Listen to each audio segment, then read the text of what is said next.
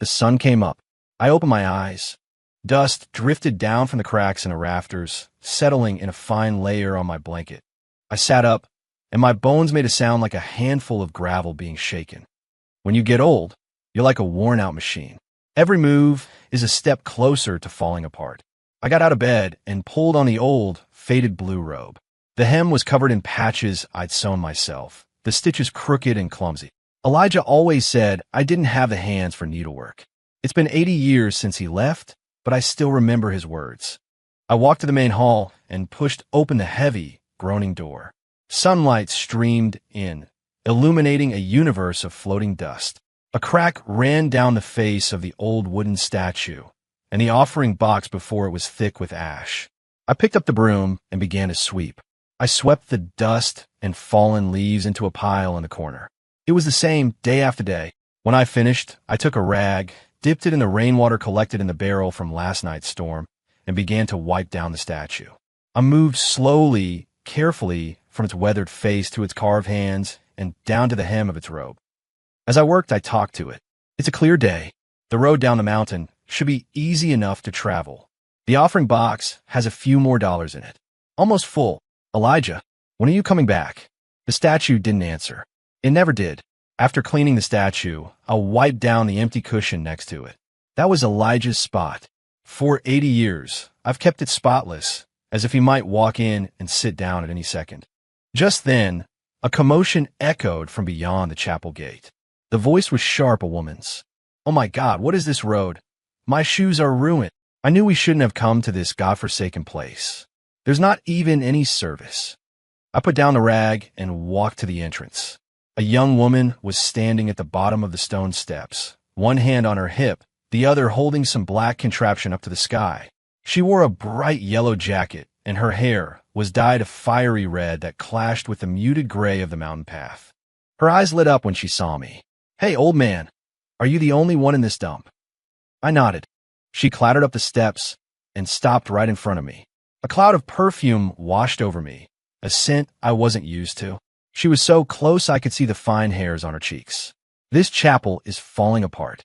Can people actually live here?" she asked, wrinkling her nose as she looked around. "They can," I said. "Jesus." She shook her head, and the thing in her hand suddenly started buzzing. "All right, let's get a shot of you. Time to introduce you to a little thing called high-tech." The black object lifted into the air, circling over my head. I tilted my head back, watching it intrigued. "Look at the camera! Smile," the woman shouted. I didn't know what a camera was, and I didn't smile. The machine flew higher, making a slow circle around the chapel roof before heading toward the woods behind the building. The woman stared down at a screen in her hands, muttering to herself, "Higher, go higher. Get a panoramic shot. This'll get a ton of likes on Instagram." Suddenly, she yelped. "Shit, lost the signal." The image on her screen flickered and went black. The buzzing machine, like a kite with its string cut, tumbled out of the sky and disappeared into the gorge behind the chapel. "My drone," she screamed, pointing a finger at my face. You're going to pay for that." I looked at her without a word. I went back to my small room and felt under the bed for a wooden box. It was locked. I wore the key on a string around my neck. I opened it and took out a cloth bundle, unwrapping it layer by layer. Inside was a collection of loose change, worn-out dollar bills, and a few wrinkled 20s and 50s. This was the money I had saved for 80 years. Elijah said it would take a lot of money to fix up the chapel and make it grand. I held the bundle out to her. She glanced at it and sneered. "That's it. Are you kidding me? My drone cost a few $1,000s. She shoved my hand away dismissively and went back to fiddling with the screen. She mashed a few buttons, cursing under her breath. "It's frozen. Come on, reboot." The screen flickered to life, then settled on a single image. It was the last photo the drone had taken before it crashed. The color drained from the woman's face. She held the screen up to me, pointing at a corner of the image. What is that?" I leaned in to look. The photo showed the bottom of the deep, shadowed gorge. And there, in the darkness, was a speck of white.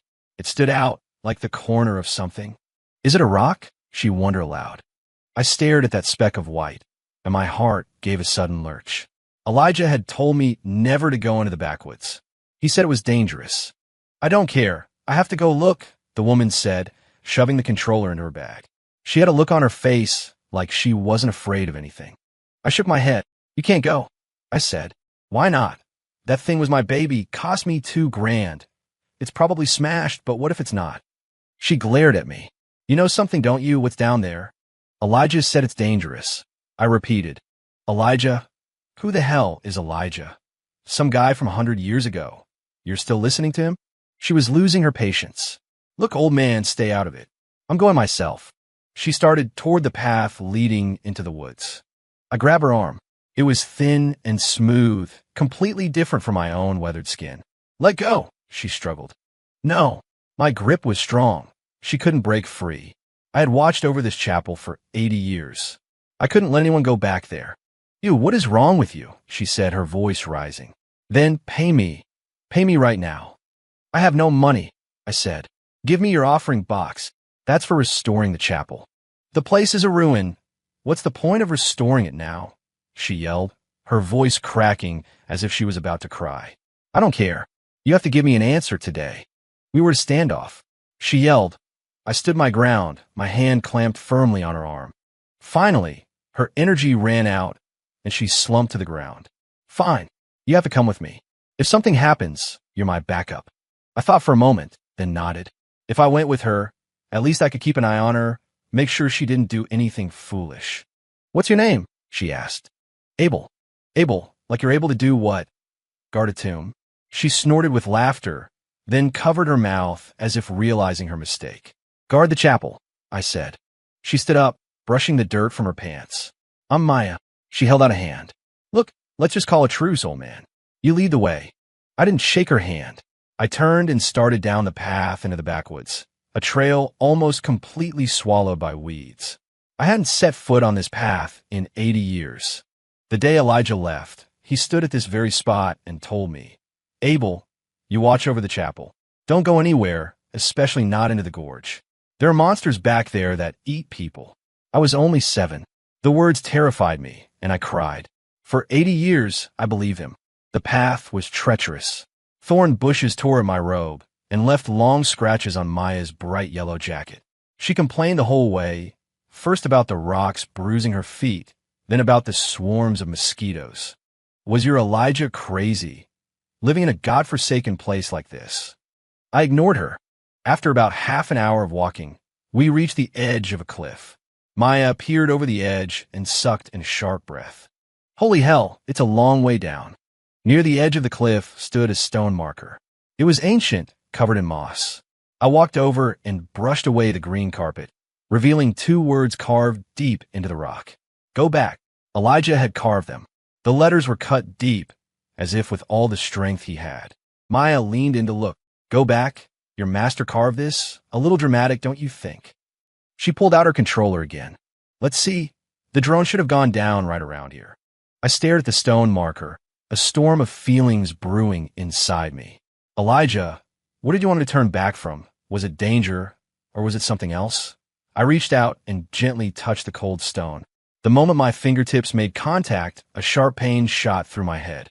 The cliff, Maya, the stone marker, they all vanished. Before me stood Elijah. He was here, his back to me.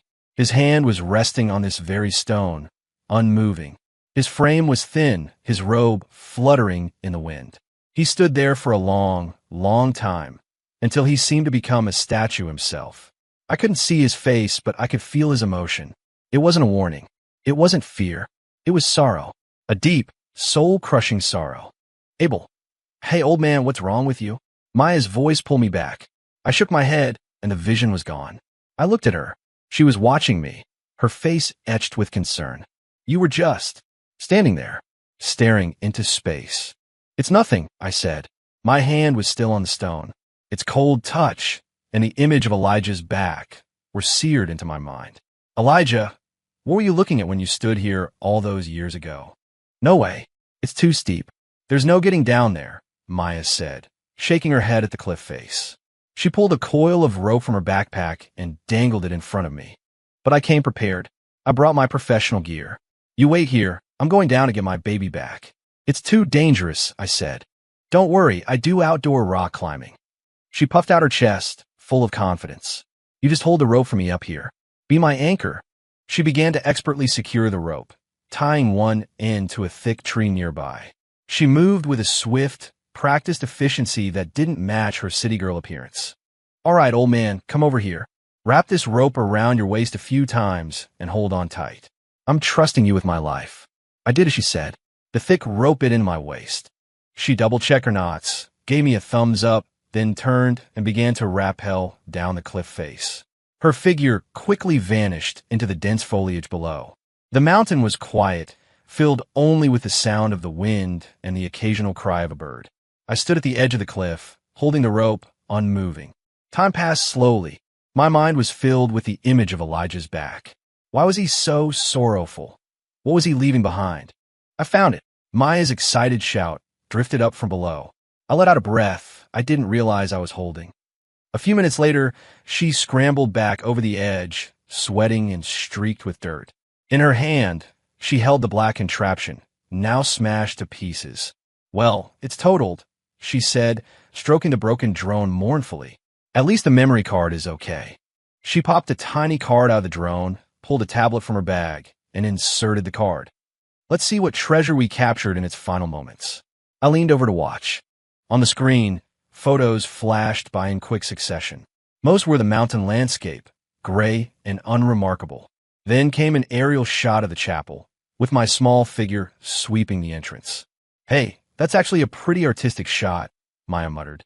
She kept scrolling. Suddenly, she stopped. It was the one. The last photo, taken as the drone spun wildly in its descent. The angle was bizarre, upside down, but the image was clear. At the bottom of the gorge was a field of jagged rocks, and among the rocks lay a human skeleton. It was posed as if it had been walking forward, one foot in front of the other, one arm outstretched, as if reaching for something. It looked like it had been walking, fell, and never got up again. Maya and I both held our breath. Who is that?" Maya's voice trembled. I didn't speak. My eyes were locked on that skeleton. Beneath the bones, something was pinned. It was wrapped in oilcloth, and though the photo was blurry, I could see the metallic glint of a corner. "We should call the police," I said. They were the heaviest words I'd spoken in 80 years. Maya stared at me, then back at the photo, and nodded numbly. She took out her phone, pacing along the cliff edge until she found a sliver of service. "Hello, 911. I want to report something. We're on Blue Crow Mountain at the gorge behind the old chapel. We found a skeleton." Her voice echoed in the vast emptiness of the mountain. I turned away. I couldn't look at the photo anymore, couldn't look at the cliff. I looked back down the path we had come from.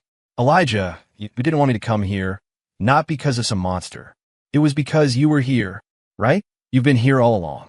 I guarded a ruined chapel, waiting for a pile of bones. The thought was a knife twisting in my heart. The pain was so sharp it was hard to breathe. The world spun around me. I felt like I was going to collapse. 80 years. Every day, I swept the floor, wiped the statue, and talked to an empty cushion. I saved money, dreaming of fixing the chapel to make it grand for your return. I thought you had gone somewhere far away, on some important mission. I thought one day you would push open that groaning door and say, "Abel, I'm back." But you never left. You were at the bottom of this gorge, lying here for 80 years. I waited for you for 80 years. Were you in this place, waiting for me too? The police and a team of archaeologists arrived the next morning. They came in a few green SUVs, driving up the winding mountain road to the chapel gate. The doors opened and a crowd of people got out, uniformed officers and experts carrying toolboxes. They cordoned off the backwoods. Yellow police tape was strung up, enclosing the chapel and me inside it. As the one who found the body, Maya was taken aside by a female officer to give a statement. Before she left, she looked back at me, her expression a mixture of pity and confusion. I wasn't taken anywhere. They just told me to stay in the chapel and not to wander off. I sat on the threshold of the main hall, watching the people come and go in the direction of the gorge. They set up equipment. Some of them rappelled down the cliff. The crackle and hiss of walkie-talkies filled the air. It all felt like a dream. No, it was more absurd than a dream. For 80 years, I had guarded a lie I had built for myself. I told myself Elijah had gone on a long journey. I told myself he was a man of spirit, one who comes and goes like the wind. I was just a simple man who needed to be patient. Now, the lie was shattered. I was a fool who had lived for nearly a century. Sir, a voice spoke beside me.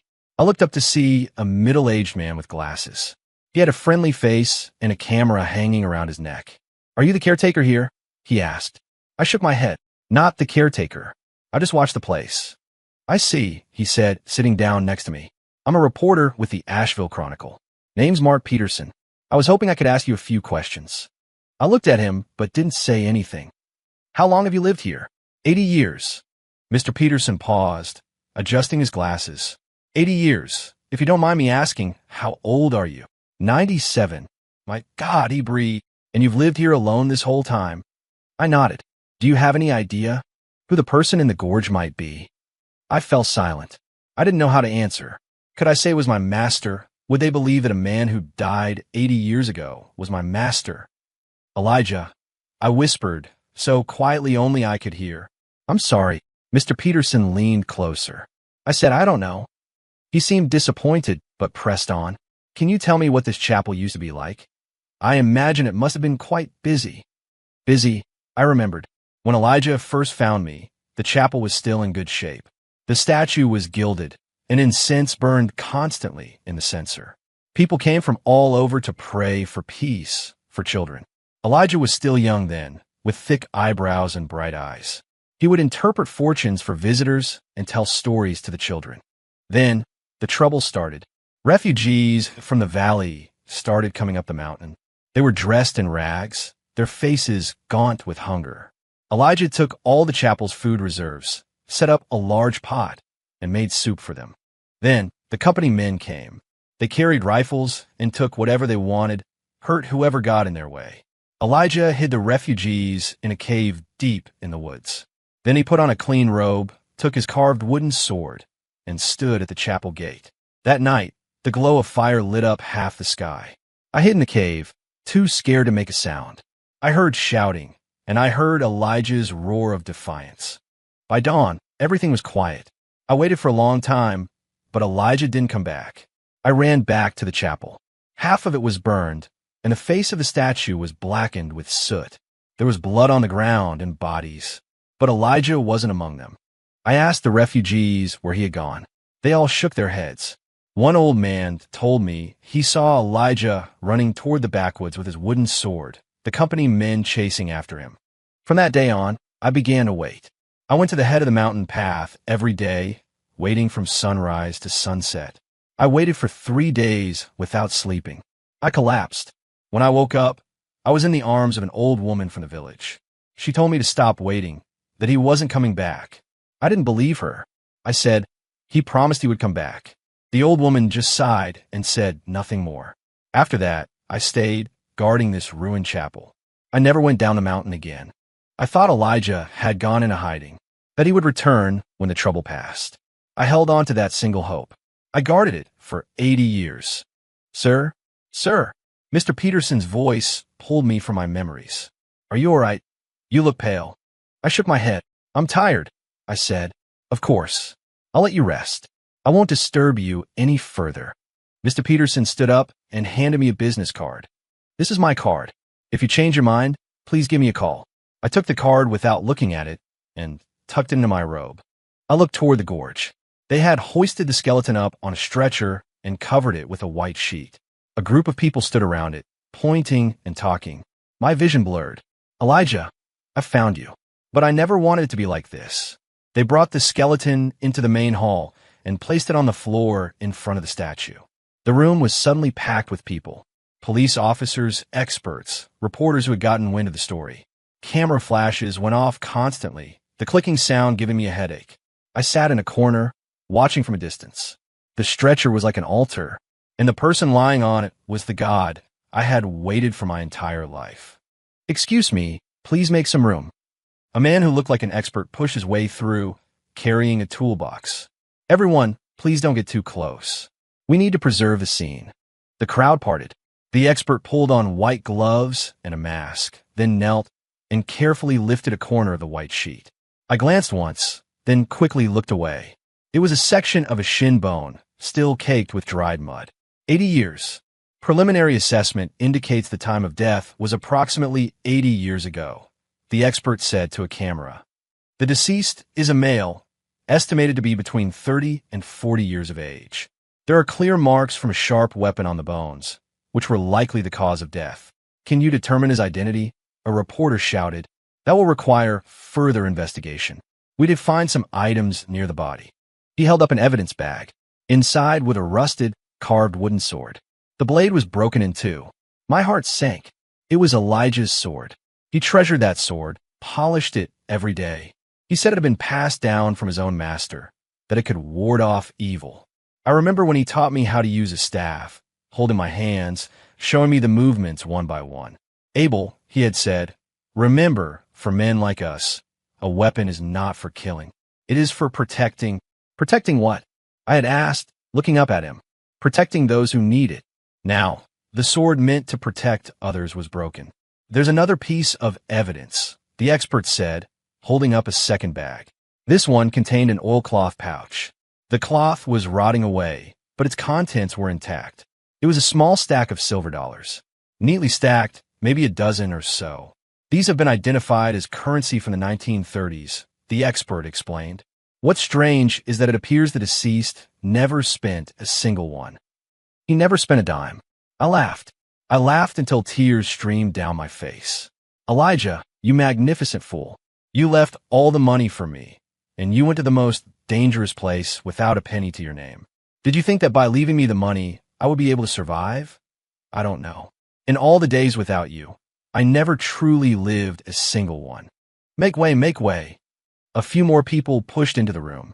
The one in the lead was a police officer holding a small, clear plastic bag. Forensics has a new discovery. All eyes turned to the small bag. Inside was what looked like some kind of powder. This was extracted from between the subject's finger bones, the officer said, his expression grim. At the time of death, he was clutching something tightly in his hand.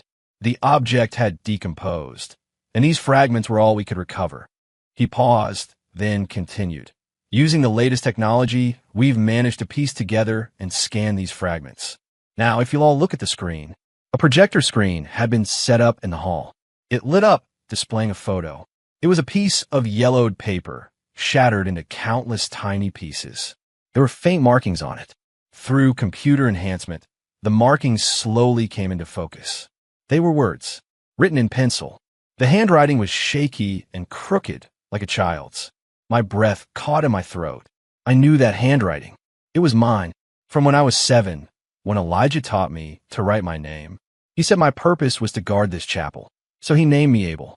I had practiced for a long time before I managed to write that sentence on a piece of yellowed paper. On the screen, the words were now perfectly clear.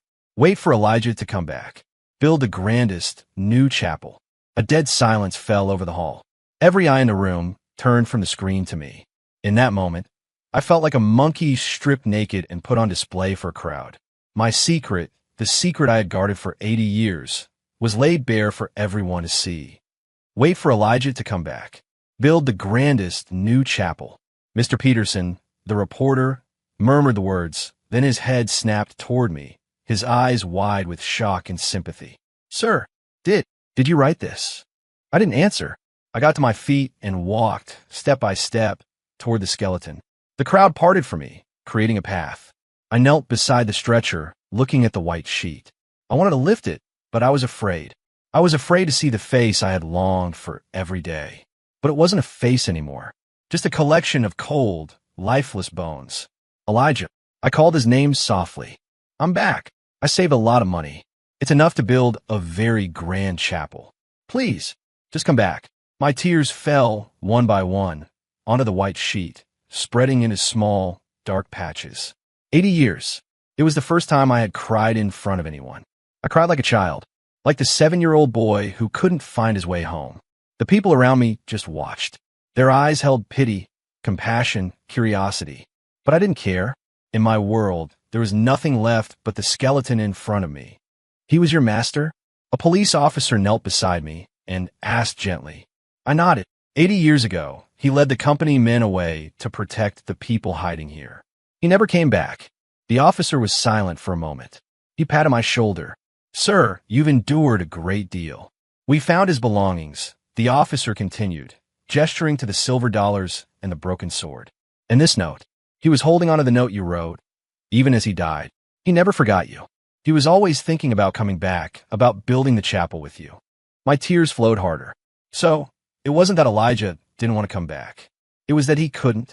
He fell on the road home, and in his hand, he held my hope. He held the promise we made together. We checked the local archives and historical records. The officer went on. There was indeed a violent incident here 80 years ago. The records are sparse, but they mention a group of armed men from a mining company who came up the mountain and were stopped by a man from the chapel.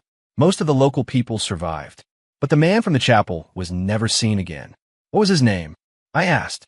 It was the first time I had ever asked for Elijah's name. When he found me, he just told me to call him Master. He never told me his name. The officer shook his head. It's not in the records. He's like an unsung hero. An unsung hero. I turned the words over in my mind. Yes, that was Elijah.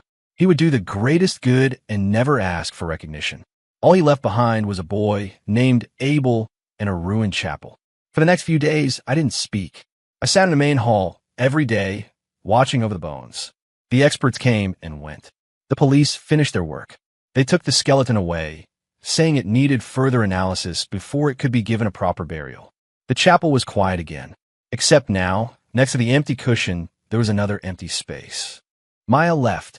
Before she went, she tried to give me a thick envelope of cash, saying it was compensation. I refused. She stuffed it into the offering box anyway.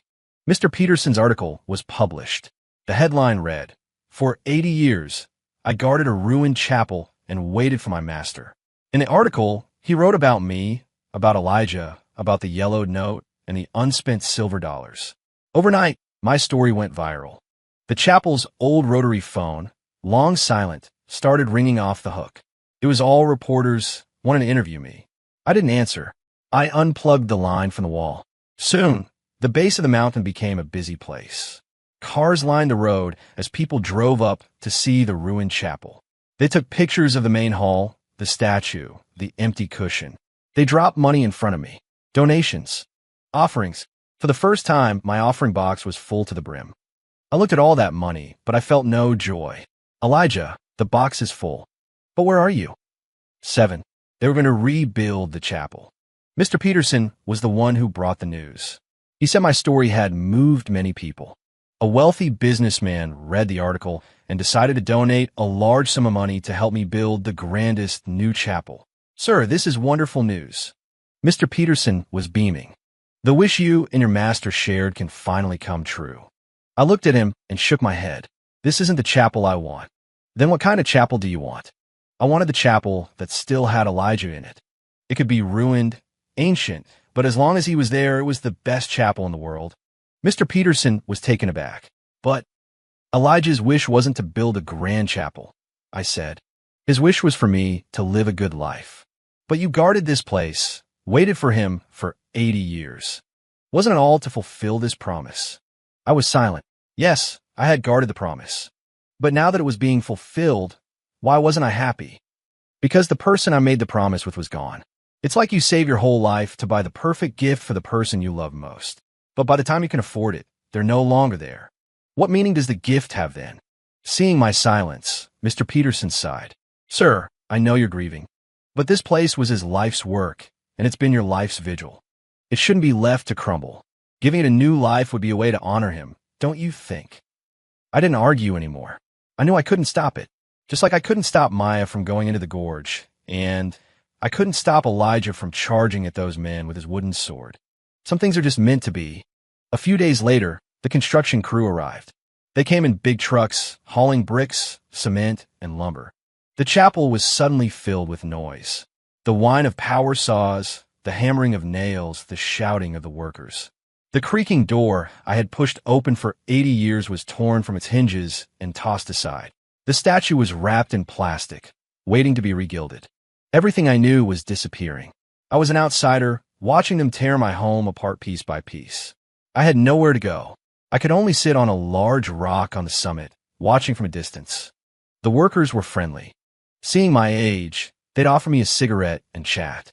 Old timer, you're really something, staying up here for 80 years.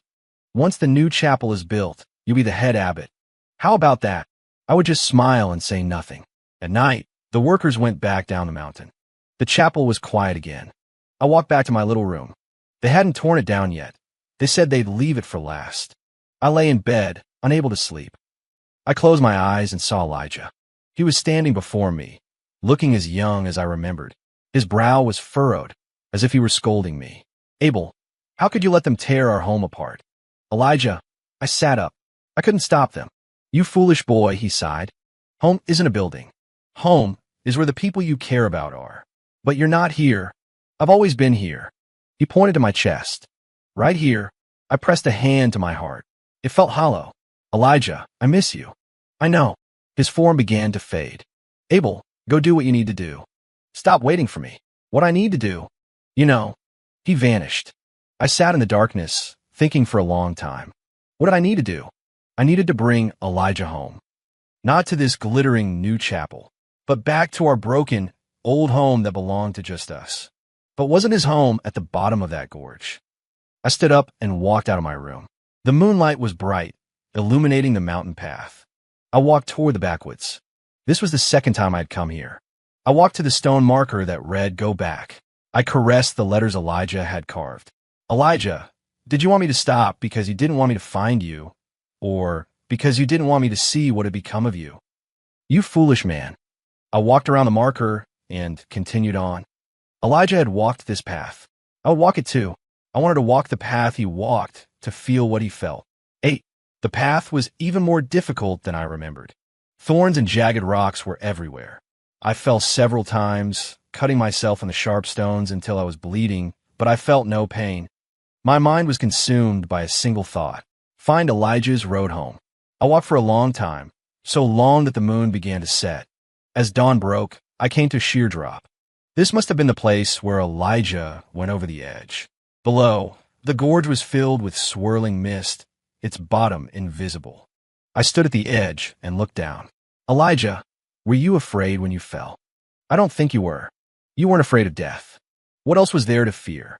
I sat on the ground to rest. The sun rose, its golden light piercing through the mist, bathing the mountainside. And then I saw it. On the cliff face across the chasm, there was a barely visible path. It snaked its way down to the valley floor. It wasn't a natural path. It had been carved by human hands. I stood up, studying it closely. I could see stones that had been deliberately flattened and hollows that could serve as footholds. Had Elijah made this path? Why would he build such a thing? I walked along the cliff's edge, searching for the entrance to the path. After a long search, I found a small opening hidden behind a thick curtain of vines. The opening was tiny, just big enough for one person to squeeze through. I crawled inside. It was a narrow tunnel, pitch black. I felt my way along the rock wall, shuffling forward one step at a time. After about 100 feet, I saw a sliver of light ahead. I emerged from the tunnel and found myself standing on the cliffside path. It was even more treacherous than it looked from afar. In some places, there was no path at all, only a few jutting rocks that required you to climb like a monkey. I understood. This wasn't a road home. This was a road to a secret. What secret had Elijah hidden at the bottom of this gorge? I made my way down carefully. Every step was deliberate, solid. I don't know how long I walked, but finally my feet touched solid ground. I was at the bottom of the gorge. It was much wider than it seemed from above. A small stream trickled through the rocks, and wildflowers I didn't know the names of grew along its banks. The air was thick with the damp, earthy smell of the ravine. I followed the stream deeper into the gorge. Before long, I saw a cave. The mouth of the cave was blocked by a massive boulder. There were words carved into the rock. The characters were faded, but I could still make them out. Forbidden. Elijah's handwriting again. Elijah, what were you hiding?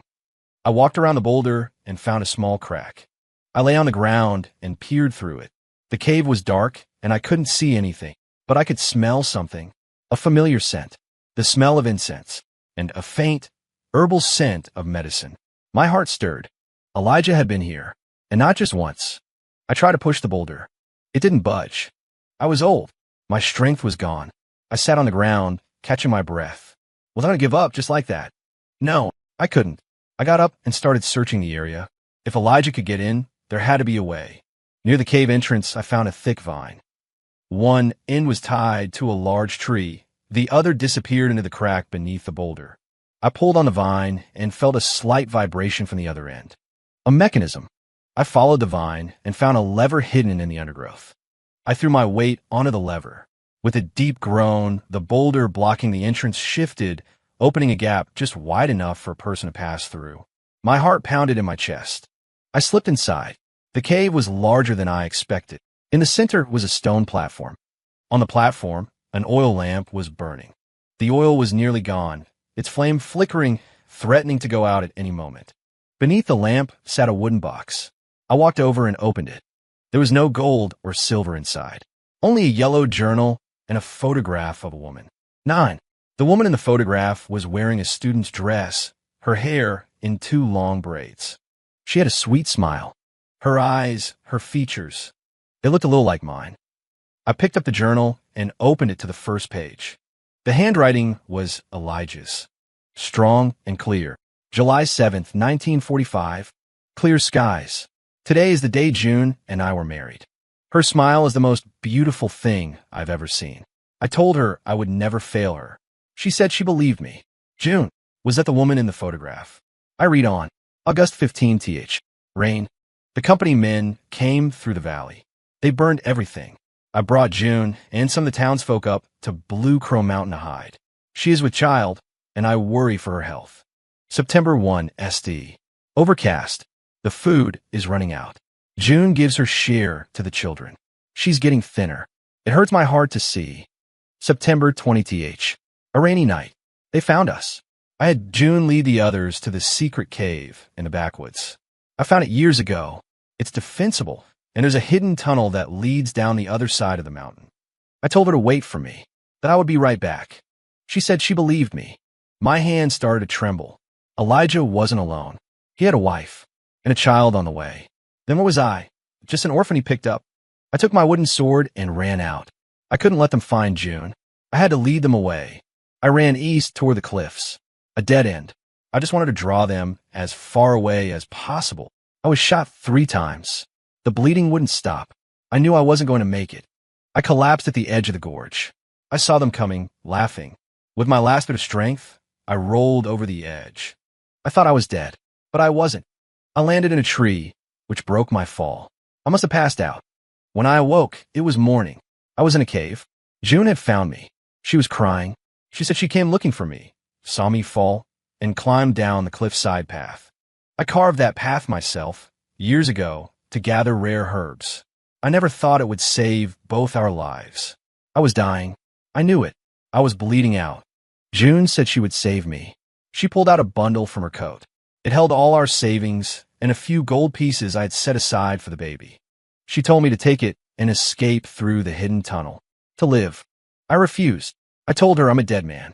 The money is no use to me. You and the child must live. That's more important than anything. We argued for a long time. In the end, she agreed. I divided the money.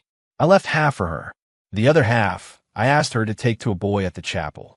An orphan I found 6 months ago. 7 years old, thin, quiet. I named him Abel. I told June, if I don't make it back, tell Abel to watch the chapel and wait for me. Maybe we'll give him a reason to keep going. She agreed. Through her tears, I wrote a note. The sentence I taught Abel to write, though he still struggled with it. Wait for Elijah to come back. Build the grandest new chapel. I put the note with my wooden sword. I kept the silver dollars for myself. I thought, if I die, let this be my contribution to Abel's chapel. I held on long enough to see her to the tunnel. I watched her disappear into the darkness. I came back to the cave, back to this stone platform. I knew my time was short. June, my love, if there is another life, I will not fail you. Abel, my foolish boy, I'm sorry. Your master lied to you. I can't come back. Don't wait for me. Live a good life. The journal ended there. The next few pages were blank. On the very last page, there was a single sentence. It was written in blood. Let's name our daughter Grace. For the grace that will keep you safe. I slumped to the floor, the journal in my hand. Tears fell like rain. I wasn't abandoned. I was an entrustment. Elijah wasn't without attachments. He had a woman he loved and an unborn child. He sacrificed himself to protect them. And to give me a reason to live, he created a lie. He asked me to wait for him. He was afraid I would end up like him, living with hatred and pain. He wanted me to live with hope. Elijah, oh Elijah, how cruel you were, and how kind. I don't know how I made it out of that cave. When I came to my senses, I was standing on the cliff top. The sun was high in the sky, its glare making my eyes ache. I clutched the journal and the photograph in my hand. This was Elijah's secret, and now I knew it. What was I supposed to do? Tell the world? Tell them the hero wasn't some solitary man of the cloth, but an ordinary man with a wife and a child? Tell them he made me wait 80 years for a lie? No, I couldn't. This was Elijah's secret, June's secret, and Grace's secret. I would take it to my grave. I returned to the chapel. Construction was ongoing. The new building was already taking shape. Red walls, green tiles, soaring eaves. It was even grander than I had imagined. Mr. Peterson saw me and hurried over. "Sir, where have you been? We were looking all over for you." He glanced at the items in my hand. "What's that?" "Nothing." I tucked the journal and photo inside my robe, close to my chest. "You look terrible. Are you sick? I could take you down the mountain to a hospital." I shook my head. "I'm fine." I went back to my small room and closed the door. I lay on my bed and looked at the journal and the photograph again and again. I looked at June's smiling face, my heart aching with a bittersweet sorrow. "Elijah, you had good taste. She must have been a wonderful woman. And your child? The girl named Grace? Was she born? Did she grow up? Where is she now? Does she know she had a hero for a father?" The question spun in my mind. I made a decision. I would find her. It was Elijah's last wish. Let's name our daughter Grace. I had to find her and tell her that her father loved her, that he was a hero. I went down the mountain. It was the first time in 80 years I had willingly walked down Blue Crow Mountain. The world below was both familiar and strange. Skyscrapers, roaring traffic, people in strange clothes, holding glowing screens, rushing everywhere. I was an antique, a relic from another time, completely out of place. I went to the police station. I thought maybe they could help me find someone. "Sir, who are you looking for?" a young officer asked me. "I'm looking for someone named Grace," I said. "Grace? Full name? Age? Where's she from?" I shook my head. "I don't know. She would be about 80 years old. Her father. I don't know his name either." The officer looked at me like I was a senile old man.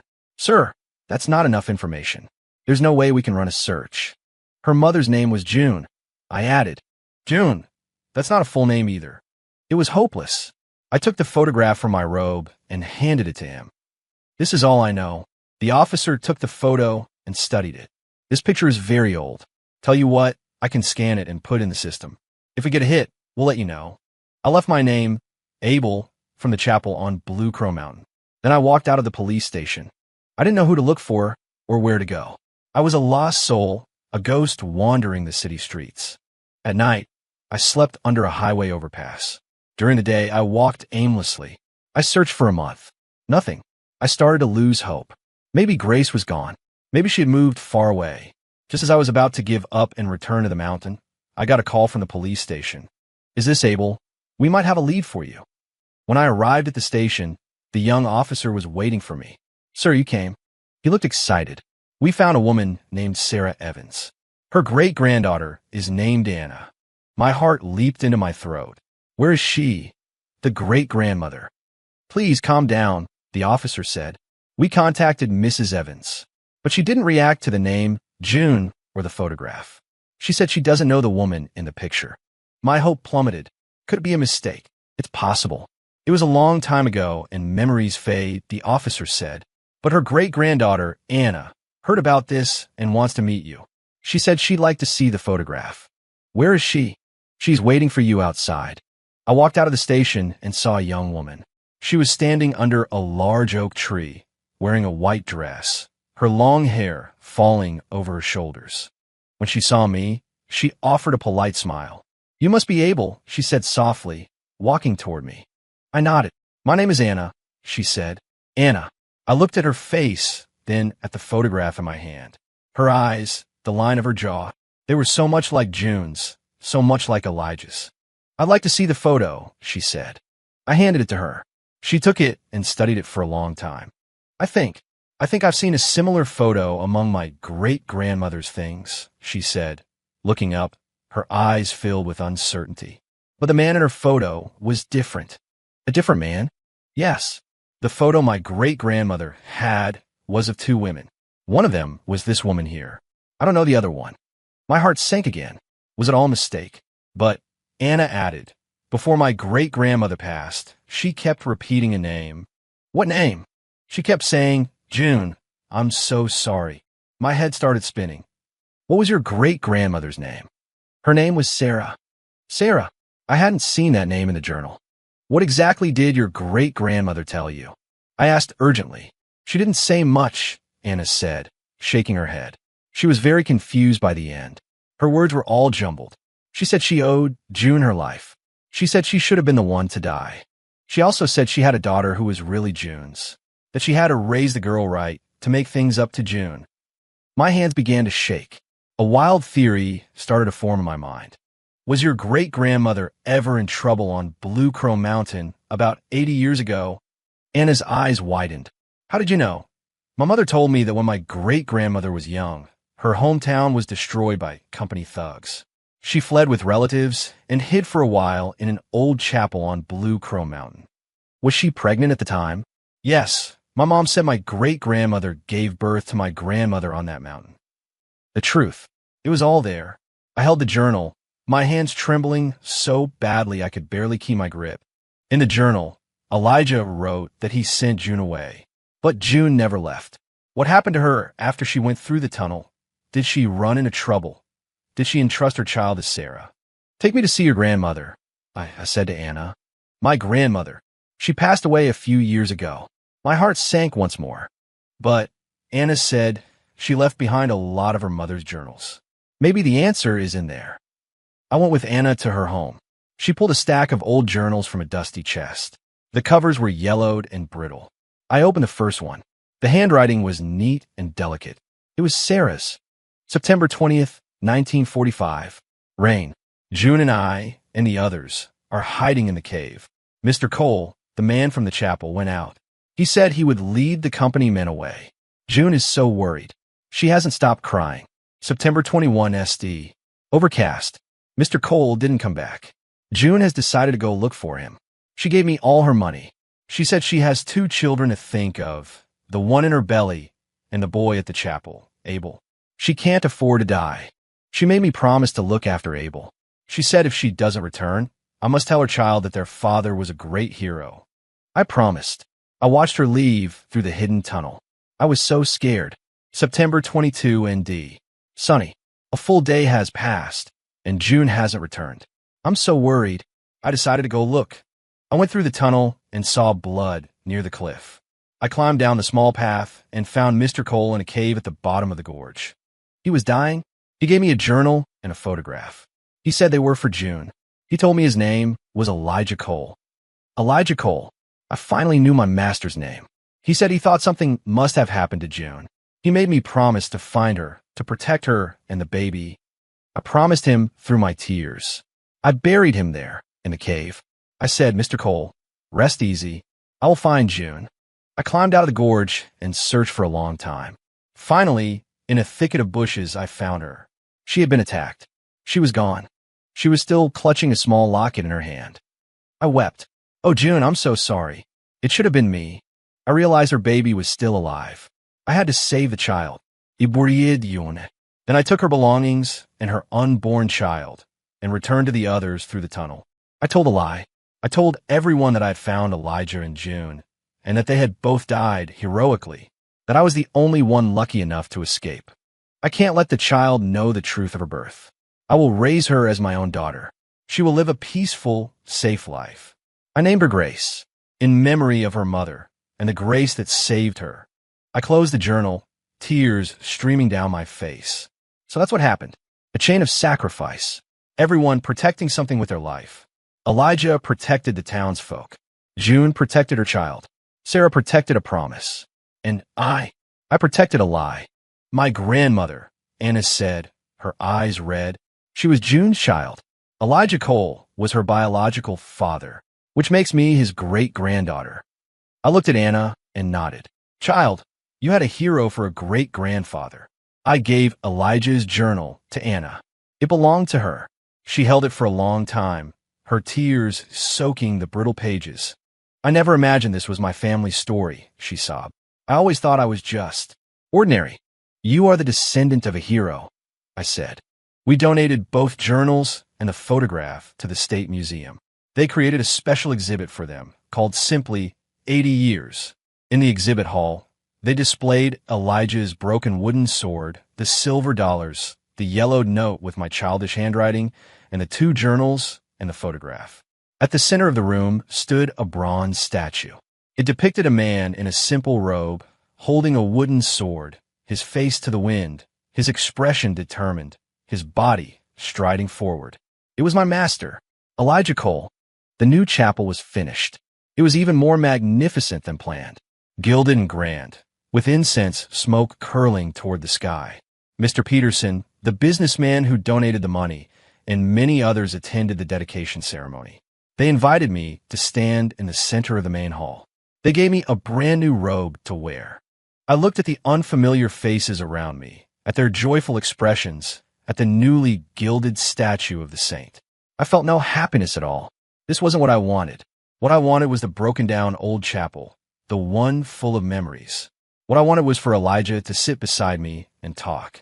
After the ceremony, the crowd began to disperse. I slipped away unnoticed. I went back to the gorge. I stood before the stone marker that read, "Go back." "Elijah, I've come to see you." I walked around the stone and onto the path that led to the cliff. This time, I wasn't looking for secrets. I was here to build a road. I would build a road from the base of the mountain all the way to the bottom of the gorge, to the place where my master rested. Elijah had carved that cliffside path to survive. I would pave it to bring him home. I found a quarry at the foot of the mountain. I used the money I had saved my entire life, the money from Maya, and the donations from Mr. Peterson and other kind people, and I bought countless slabs of bluestone. I hired a few workers to help me. It was hard work. The mountain was steep, and in many places, machinery couldn't reach. Everything had to be carried by hand. I was too old for heavy labor, but I was on the site every single day. I boiled water for the men, and I cooked their meals. I watched as they laid the stone slabs, one by one, along the mountain path. It took a full year to build a road. It stretched from the foot of Blue Crow Mountain all the way to the top of the cliff behind the chapel. And from the cliff top, it followed the treacherous path all the way down to the valley floor. The day the road was finished, I stood at the bottom of the gorge, looking at the smooth stone path that now connected this place to the world outside. My heart felt empty. I paid the workers and sent them on their way. I sat alone at the bottom of the gorge, in front of the cave. I took out the photocopies of the journal and the photograph. I set them on fire. The ashes danced in the wind like black butterflies. Elijah, June, Sarah, your sorrows, your sacrifices, they can end now. Dust to dust. You can rest. I stood up and brushed the dirt from my clothes. It was time for me to go. My entire life had been about waiting. Waiting for Elijah to come back. Waiting for the truth to be revealed. Waiting for the road to be finished. Now, I wasn't waiting for anything anymore. I walked up the stone path, one step at a time. I moved slowly. It felt like I was walking through all 100 years of my life. I passed the cliff, past the stone marker that read, "Go back." I walked back to the new chapel. It was empty. The incense and the censers had burned out. I entered the main hall and stood before the statue. Its face was serene and benevolent. But it wasn't my master. My master was Elijah Cole. He was a man of flesh and blood, who could love and hate, cry and laugh. A normal man. A hero. I knelt before the statue. My forehead touched the cold floor. "Elijah, I'm leaving. I'm not waiting for you anymore. If you miss me, you know where to find me." I stood up and walked away. I didn't look back. I walked down Blue Crow Mountain. I went to Anna's home. She was married now, with a beautiful little girl. She was overjoyed to see me. "Abel, you're here." I looked at her and smiled. "I come to say goodbye." "Goodbye. Where are you going?" "I don't know," I said. "Wherever the road takes me." I gave her the old wooden box filled with my life savings. "This is for you. For your daughter." "No, Abel, I can't take this." "Take it." I pressed the box into her hands. "This is what Elijah left for me. Now, I'm leaving it for his family. It's the last thing I have to do. Anna began to cry. She hugged me, not wanting to let go. Please don't go. Stay here with us. We'll take care of you. I patted her on the back. Silly child. I'm an old man. It's my time to wander. I gently broke free from her embrace and walked out the door. I didn't look back. I walked the city streets, the crowds, the traffic. This time, I didn't feel out of place. I was just a normal person now, a person whose mission was complete, who was free to walk his own path. I bought a train ticket to anywhere. The destination didn't matter. What mattered was the journey. The train began to move. I watched the scenery blur past the window, retreating into the distance. Like the 100 years of my life. I leaned my head against the cool glass and slowly closed my eyes. I thought I could see him again. Elijah. He was standing in a field of sunlight, smiling at me. Abel, you came. I'm here, I said. Let's go home. Okay. When I woke up, I was lying in a field of grass. The sun was warm on my skin. Nearby, a small river flowed, its water gurgling softly. I had no idea where I was. I couldn't remember the train stopping or how I got off. I couldn't remember anything. I sat up. My body felt light.